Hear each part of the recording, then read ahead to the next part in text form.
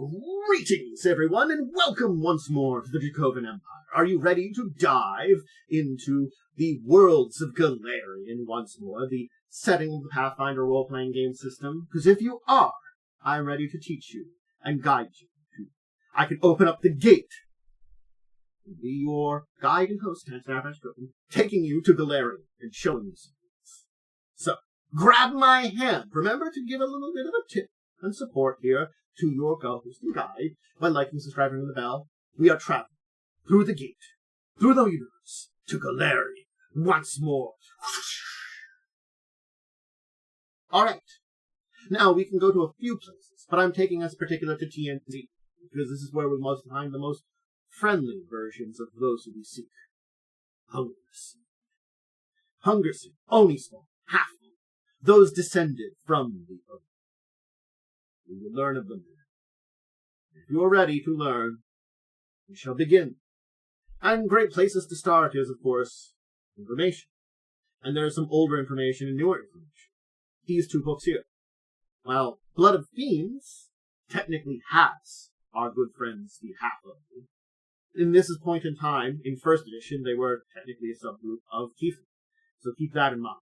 By now, in second edition, their versatile heritage that is their own thing, and separated off, because Oni are no longer fiends the way that they were, so that's why they don't really fit in with the Nephilim Tiefling kind of thing that used to be.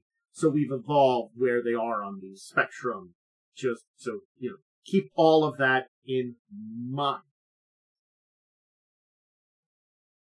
Alright, ready? You know what's going on? And yeah, the TNZ character guides where we are introduced to the most up-to-date version of Hungerseed as they are now. So who are the Hungerseed? Again, also known as Onispawn, also known as Half-Oni. They are exactly what they sound like. People descended from Oni. Basically, they're named after this appetite. That of the appetite of an Oni. Hunger. And they suffer from difficult use. They have tempers that can outweigh their common sense. Basically, their Oni side of things overwhelm them in certain ways, and finding control, especially in their youth, is very difficult. They're most common in TNZ, of course, where Oni exist in the largest number. It's not the only place they are. But Oni there are seen very oftentimes as evil creatures, satisfied only by blood and carnage. But not all of them have such violent hungers. However, and even the worst aren't far removed from the most gluttonous or ambitious mortals. Basically, yes, there are plenty of blood, carnage, gluttony, avarice deep within an Oni. Deep within their makeup. But it doesn't mean it's every Oni has it, and certainly there are mortals that can run for money. And so that's where we get into the stories. Humans taking an Oni bride, being basically told in rural villages, or, relationships between Onis and mortals, and a child being born. Basically, perhaps having the horns of an Oni, the third eye of an Oni. And this is where we get these Hungerseeds being born. Now, if you look upon them, and this is the version of them in first edition, still the art is similar in a lot of ways, but they tend to have a diversity of physical features. Again, there's a diversity of Onis, but things like changes in their skin color, horns, feet, hair. Basically, you can find influence of their Onis' parents. Some have hulking statures, others are lithe and slender limbs, or even shorter than their parents. Basically, being between both mortal and supernatural, a clawed hand in each makes that have oftentimes a variety of appearances. Some might even seem like, their flesh seems to bulge against their skin, especially when they're angry. Others have the small tusks that could delight in chewing into mortals.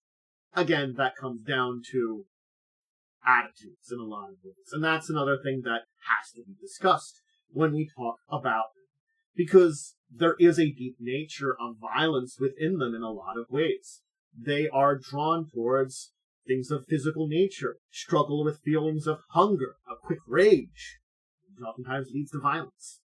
And being this both part of the spirit world and not, whether or not they like it or not, can have an effect on them. So yeah, basically being a little bit more forceful, like an Oni, or basically wanting revenge to strike back, having that anger within them.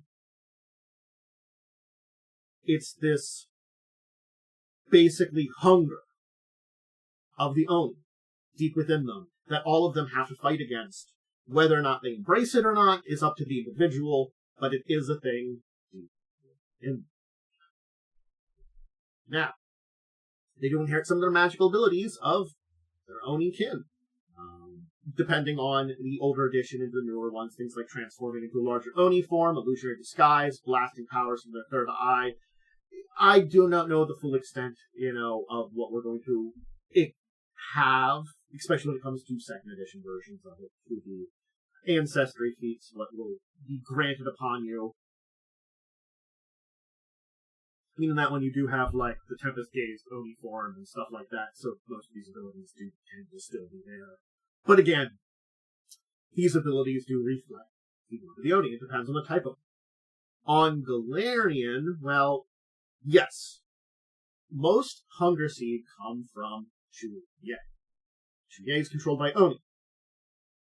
So a nation basically ruled over by Oni means there are plenty more opportunities for a Hungerseed to be born.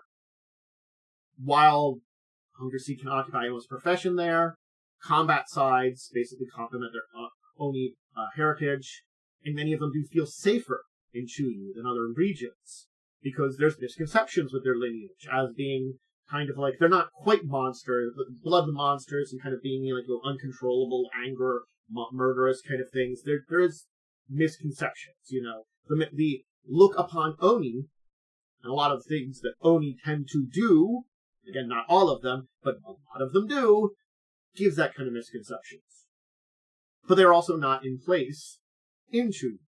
So many become wanderers because they're out of place there, forming mercenary bands, who work with shared camaraderie with others of similar mixed heritage. This isn't the only place you do find them. There are pockets that are found through a lot of other places, inner sea regions, nations like Cheliax, the Old Pelkasin. You actually can find a number of them where you found the Mountain Oni, who are also known in older editions as Oni mages, one of the more common forms of Oni. They've had mercenary companies that have gone in a lot of places and countries historically. So that's like Old Pelkasin, Cheliax, other places, where these mercenaries, the Mountain Oni, have come in. You will find Hungerseed. So that's why they are, yes, most common in Chuye, you could say, but in plenty of places in the sea, you can still find them. And other places in the world. The Oni mercenary companies have traveled and done many jobs across the world. But there you go. There's Hungerseed. Again, it wasn't a major dive into them as certain things. It's a versatile heritage. But because they are a being unto themselves, unlike some of the other versatile heritages, definitely we can speak of plenty of versatile heritages, from things like Nephilim and stuff. Being separated out, I think, has been good for them. They are their own kind. They aren't celestial or fiendish. Well, fiendish as they were before, I should say. There's something unique, interesting, and yes, similar to a lot of other mixed heritage, versatile ancestries, they have to deal with a lot of crap. They've got a foot in both worlds, they deal with it, and they got to figure it out. And they either embrace some of the essence of their more supernatural, mystical side, the Oni, or they fight against them. And it depends on the individual and the situation there.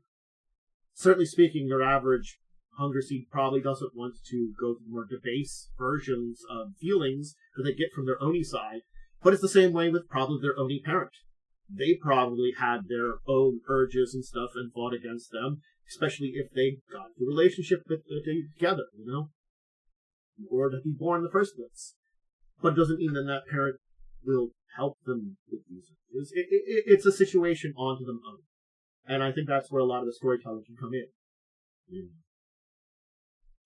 Oni usually aren't great. They aren't all bad, but none of them are really good.